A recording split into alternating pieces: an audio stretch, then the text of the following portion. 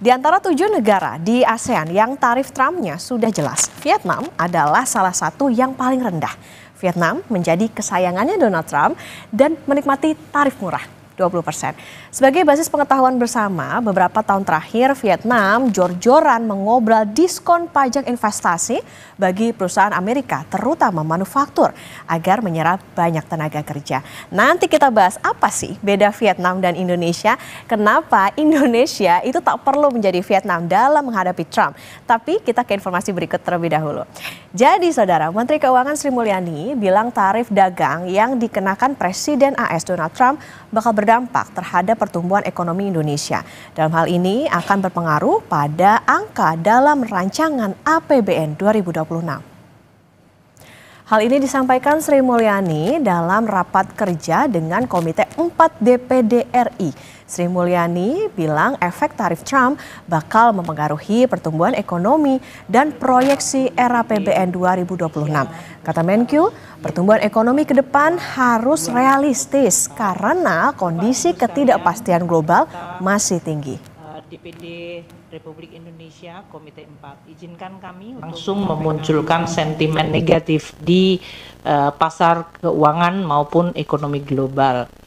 Kita lihat aktivitas manufaktur global yang ekspansif sudah mulai melemah, dan juga dari sisi prospek pertumbuhan ekonomi yang juga diperkirakan makin lemah atau melakukan terjadi revisi ke bawah. Triwulan kedua ini di Indonesia masih coba terus bertahan dari tekanan dan berbagai ketidakpastian global yang makin meningkat. Kita lihat inflasi kita masih terkendali, ini berarti daya beli masyarakat masih bisa terjaga. Namun dampak dari ketidakpastian global mulai terlihat di manufaktur sektor yang masuk kepada zona kontraktif. Bulan April, Mei, Juni semuanya di bawah 50, yaitu 46,7, 47,4, dan 46,9. Mayoritas banyak negara yang diobservasi juga mengalami PMI-nya negatif. Meskipun demikian, neraca perdagangan kita masih relatif resilient, yaitu 24,6 billion US dollar surplus dari neraca perdagangan. Sementara itu, Wakil Ketua Komisi 1 DPR RI, Dev Laksono, menilai kebijakan tarif Trump memang mengkhawatirkan. Namun hal itu bisa diminimalisir dengan memperluas pasar Indonesia ke global. Selain itu, Dev juga menjelaskan bahwa Presiden Prabowo telah menyiapkan berbagai cara, di antaranya lewat kerjasama dengan negara-negara lain. Banyak hal agak mengkhawatirkan, karena ini kan pasti berdampak kepada perindustrian kita, berdampak kepada perbankan kita, dan juga bisa berdampak kepada pertumbuhan perekonomian kita. Nah, sekarang Presiden sudah memiliki langkah-langkahnya dengan membangun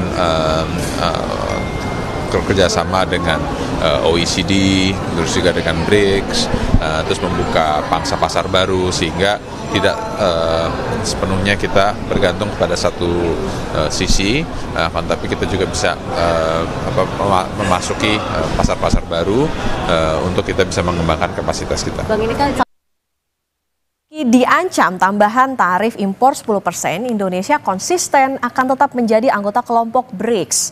Menteri Sekretaris Negara Prasetyo Hadi, saudara, bilang saat ini pemerintah masih bernegosiasi dengan perwakilan Amerika Serikat melalui Menko Perekonomian Airlangga Hartarto. Menurutnya, tidak ada kebuntuan saat negosiasi sehingga Indonesia masih mendapat beban tarif yang tak berubah saat penetapan pertama kali oleh Presiden Donald Trump pada April lalu. Upaya untuk bernegosiasi dengan pemerintah Amerika Serikat kan, berdasarkan apa yang disampaikan Presiden Trump, di situ kan beliau memberi tenggat waktu sampai 1 Agustus. Nah, di jeda waktu ini tadi malam kami berkoordinasi juga dengan Menko Ekonomi ya, untuk kemudian melanjutkan kembali proses negosiasi. Di situ kan dibuka beberapa ruang juga. Gitu. Kalau kaitannya dengan rencana pengenaan kembali tarif 10% bagi anggota BRICS, kami merasa ya itu bagian dari keputusan kita kalau kita bergabung dengan BRICS yang kemudian itu ada konsekuensi. ya mau tidak mau harus kita hadapi kan. Akhirnya kan 32. Sementara efek tarif Trump, pelaku usaha di bidang pertambangan memandang hal ini tidak terlalu berdampak secara langsung terhadap pelaku usaha tambang. Tetapi Direktur Eksekutif Indonesian Mining Association, Hendra Sinadia bilang secara tidak langsung kebijakan ini akan berdampak terhadap permintaan ekspor produk Indonesia, khususnya di sektor tambang kepada negara tujuan ekspor utama seperti kawasan Asia Pasifik. Pasalnya, negara-negara seperti Tiongkok dan India dari kebijakan tarif Trump, industrinya akan melambat. Yang kita alami jika nanti permintaan dari ekspor dari produk Indonesia, komoditas mineral batu bara dari negara-negara tujuan utama ekspor kita ya di Asia Pasifik melemah karena dampak dari tarif Trump ya, misalnya Tiongkok atau mungkin Korea misalnya ya, yang akibat kebijakan tarif ini industri mereka jadi melambat gitu ya, industri Jepang atau industri China atau India misalnya melambat ya, otomatis nantinya dalam jangka menengah atau panjang akan berpengaruh terhadap permintaan atas komoditas mineral tertentu, yang mana Indonesia adalah eksportir utama dari mineral-mineral tersebut.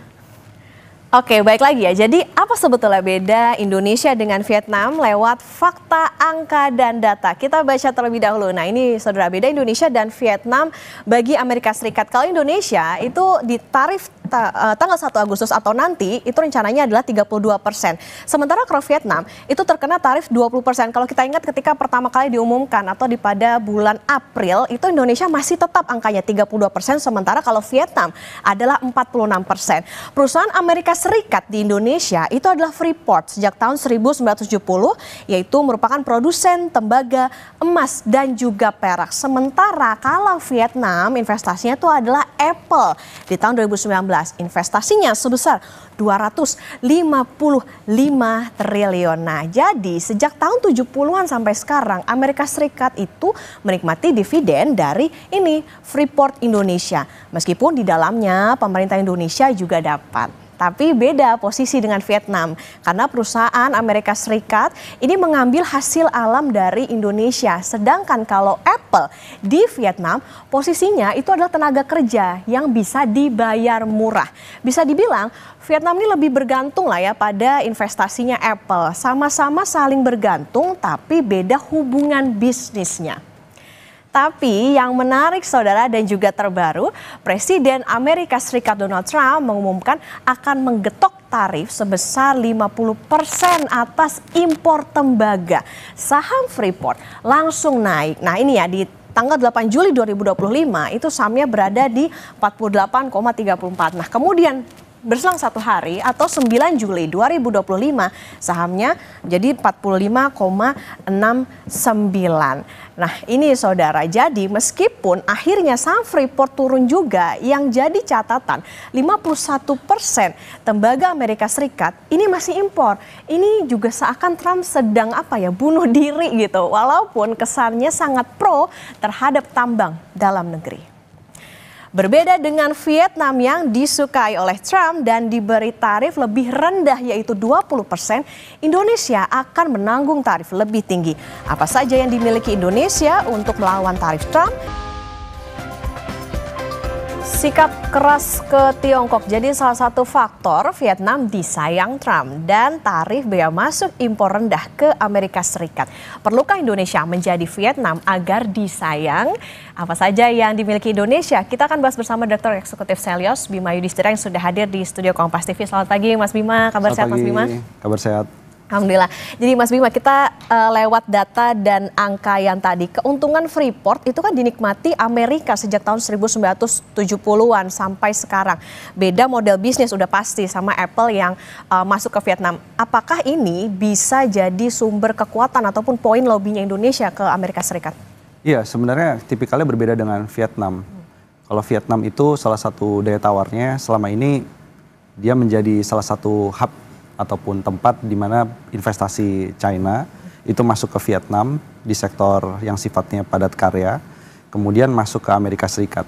Nah, Indonesia ini sebenarnya bargaining power ataupun daya tawarnya itu terletak pada mineral kritis saat ini. Jadi mineral kritis yang dipunyain apa saja, salah satunya kan Amerika mengincar dari dulu konsisten soal tembaga. Ini tidak boleh diutak-atik. Makanya Freeport kontrak karyanya terus-menerus berlanjut. Kemudian ada nikel di situ untuk industri pertahanan, untuk kemudian baterai dan juga kendaraan listrik. Jadi kita harus melihat sebenarnya positioning Indonesia itu ada di mana. Karena kalau Indonesia ikut dengan Vietnam, itu pun sudah dilakukan sebenarnya, salah satunya adalah dengan melakukan importasi LPG, kemudian BBM, dan rencananya kedelai dalam jumlah yang cukup besar. Tapi Trump tetap mengenakan tarif 32%. Artinya ini harus dicari sisi lain di mana Trump itu mau mendengar Indonesia. Dan akhirnya per Agustus tarifnya jangan 32% plus menjadi anggota BRICS, Indonesia ditambah 10%, jadi 42%. Ini bagaimana caranya? Yang belum dimainkan kartu asnya adalah terkait dengan masalah soal Freeport dan kebutuhan Amerika terkait dengan importasi tembaga dan katoda tembaga dalam jumlah yang sangat besar. Oke, artinya gini kan, ya oke lah, berarti kita artinya beda model bisnis sama Vietnam. Seberapa besar, mungkin bisa jadi gambaran, ketergantungan Amerika Serikat terhadap Indonesia itu sendiri, terutama di bidang tambang? Sangat besar ya, sangat besar. Kenapa sangat besar? Karena salah satu tambang di luar dari Amerika Serikat yang dimiliki Freeport, yang cukup bisa menjadikan pasokan ke Amerika Serikat, itu salah satunya adalah Chile, kemudian Indonesia, di luar dari Amerika Serikat. Sehingga kebijakan terbaru Donald Trump misalnya yang akhirnya mengenakan tarif 50% terhadap barang-barang tembaga dari banyak negara, itu sebenarnya adalah suicide mission atau misi bunuh diri. Karena ini merugikan kepentingan Amerika Serikat sendiri. Padahal kita tahu bahwa 50% kebutuhan tembaga Amerika itu masih diimpor dari negara lainnya. Jadi begitu bergantungnya sebenarnya Amerika Serikat terhadap Freeport, spesifik terhadap tembaga. Apalagi 56 triliun Amerika itu sudah melakukan investasi melalui Freeport di smelter yang ada di Gresik. Jadi sebenarnya disitulah kita bisa bermain berbagai hal. Salah satunya misalnya, satu, apakah Indonesia perlu melakukan restriksi relaksasi izin ekspor konsentrat? Karena yang dinikmati sekarang oleh smelter di Gresik itu adalah relaksasi ekspor konsentrat. Karena kalau sekarang Trump akhirnya mengenakan tarif 50% terhadap tembaga, memang harga konsentrat tembaganya naik. Tapi kalau Indonesia ingin memanfaatkan agar tidak terlalu kena tarif dan ekspornya bisa ke negara lainnya, maka kuncinya adalah bagaimana caranya smelter tadi menghasilkan produk-produk yang punya nilai tambah tinggi. Dan juga masuk ke dalam rantai pasok misalnya untuk baterai, kabel, kendaraan listrik yang ada di Indonesia. Itu pun juga akan membuat shock terapi pada investasi Amerika, pada PMA. Bahwa Indonesia melakukan retaliasi tetapi halus. Kemudian yang kedua adalah status proyek strategis nasional di smelter Gresik. Jadi kalau sudah dapat PSN artinya fasilitas pajak, fasilitas kemudian perizinan itu dinikmati oleh smelter Freeport yang ada di Gresik. Kalau itu pemerintah bilang saja, kami akan mengevaluasi status PSN di Gresik, implikasinya itu akan signifikan. Yang terakhir adalah soal insentif-insentif biaya keluar yang selama ini dinikmati oleh Freeport, termasuk produk hilirisasi dari konsentrat tembaga. Kalau itu pun juga dilakukan perubahan kebijakan, itu akan mengirim sinyal bahwa Indonesia bukan negara yang lemah, bukan negara yang kemudian sudah melakukan berbagai negosiasi tidak didengarkan oleh Amerika Serikat. Karena yang menjadi permasalahan negosiasi sejauh ini dengan Amerika adalah bicaranya soal defisit perdagangan. Tidak bicara investasi secara mendetail, tidak bicara soal kepentingan tembaga untuk industri pertahanan Amerika. Jadi kita belum tahu sebenarnya Amerika butuh apa dari Indonesia. Ternyata bukan masalah perdagangan saja. Oke, artinya gini Mas Bima, ketika tembaga ini kan akan kena tarif sampai 50% itu tadi, padahal Amerika lagi-lagi bergantung 51% dari tembaga luar. Di sini Freeport juga produsen terbesar tembaga, sudah investasi smelter pula. Ini bisa dikatakan ketika Trump itu menerapkan tarif sampai 32 plus 10 karena kita anggota BRICS, ini kayak jadi semacam bunuh diri nggak sih gitu untuk Amerika Serikat sendiri? Ya, yang jelas konsekuensinya adalah Indonesia itu pasar ekspor konsentrat tembaga dan katoda yang paling besar adalah Jepang, kemudian Tiongkok. Jadi dengan Trump itu mengenakan tarif yang menjadi kebijakan bunuh diri di Amerika Serikat sendiri, ke depan Amerika diperkirakan akan membeli produk impor tembaga itu dari negara-negara seperti China, kemudian Jepang dengan harga yang sangat mahal. Karena jelas kapasitas tambang domestik Amerika itu tidak mencukupi untuk itu. Tidak sebesar Indonesia. Tidak sebesar Indonesia. Kemudian konsekuensi berikutnya Indonesia yang menjadi negara BRICS kemudian dimusuhi oleh Amerika Serikat, dianggap mengancam eksistensi Amerika. Makin dekatlah kita kepada negara-negara seperti Tiongkok, kemudian India dan Brazil. Yang artinya dalam jangka panjang kalau kita bisa bertahan, Trump misalnya tetap mengenakan 32 plus 10% pada Agustus. Tapi Indonesia masih bisa bertahan agar Trump tidak bisa lagi melemah. Bagaimana caranya? Maka keputusan terbaik adalah ekspor keluar negara non-Amerika itu diperkuat. Yang kedua adalah ekspornya harus dalam bentuk hilirisasi yang nilai tambahnya besar. Jadi devisanya akan lebih besar. Atau yang berikutnya, serap lebih banyak katoda tembaga untuk industri dalam negeri. Industri apapun. Salah satunya adalah industri elektronik dan industri otomotif dalam negeri. Itu exit strateginya. Sikap Presiden Prabowo Subianto rasanya clear, Mas Bima, merapat ke BRICS meskipun Menko Erlangga datang kembali melobi Amerika Serikat. Nah, kira-kira apa sebetulnya yang bisa jadi bisa dikatakan rencana cadangan gitu kalau lagi-lagi negosiasinya amit-amit batal begitu atau misalnya tidak mencapai, nggak nyampe gitu kalau misalnya Trumpnya makin marah? Ya, mungkin harus ada dua kebijakan dalam dua track ya. Artinya negosiasi sudah dicoba kemudian tidak berhasil. Pak Prabowo juga harus evaluasi dong tim negosiasinya yang masalah atau poin negosiasinya. Ini dua hal yang beda. Kalau poin negosiasi sudah membawa Freeport misalnya itu kemudian menjadi poin yang tidak berhasil melunakkan Trump, berarti harus ada evaluasi tim negosiasinya. Termasuk evaluasi kekosongan duta besar Indonesia di Amerika Serikat. Itu satu hal. Tapi kalau misalnya tetap dikenakan tarif yang tinggi, maka exit strateginya bagaimana caranya agar ASEAN kemudian BRICS, ini sama-sama mendorong retaliasi dagang bersama. Tapi nggak boleh hanya Indonesia. Contohnya adalah bagaimana di antara negara BRICS, dia bisa membuat rantai pasok untuk tembaga agar industrialisasi di antara negara BRICS itu jalan tanpa Amerika Serikat. Kemudian dari sisi ASEAN juga sama. Ini ASEAN bisa diajak untuk melakukan negosiasi agar apa? Agar semua mineral kritis ini bisa bekerja sama misalnya intra-ASEAN atau dengan Timur Tengah. Sekarang yang menjadi menarik bukan hanya Amerika versus Tiongkok, tapi ada Timur Tengah yang tertarik juga masuk dalam hilirisasi. Nah, artinya gini, apakah merapat ke BRICS itu jadi jaminan lebih aman untuk Indonesia? Katakanlah nih, impor minyak dari Rusia, bukankah kita bisa menikmati diskon gitu misalnya? Ya, ada beberapa konsekuensi, apalagi bicara soal Rusia. Jadi negara-negara BRICS, Tiongkok dan Rusia ini yang secara ekonomi harus hati-hati. Begitu kita menikmati diskon minyak yang murah dari Rusia, ataupun kerjasama pertahanan lainnya untuk importasi alat pertahanan, yang menjadi kesimpulan adalah banyak negara mencoba itu, tapi terhambat oleh sanksi dari negara-negara barat, bukan hanya Amerika, tapi negara Eropa. Ini juga kita harus melihat hati-hati. Kemudian pertanyaannya, apakah Indonesia harus ikut ke BRICS atau sebenarnya tanpa BRICS secara bilateral kita bisa melakukan sesuatu tanpa labeling BRICS?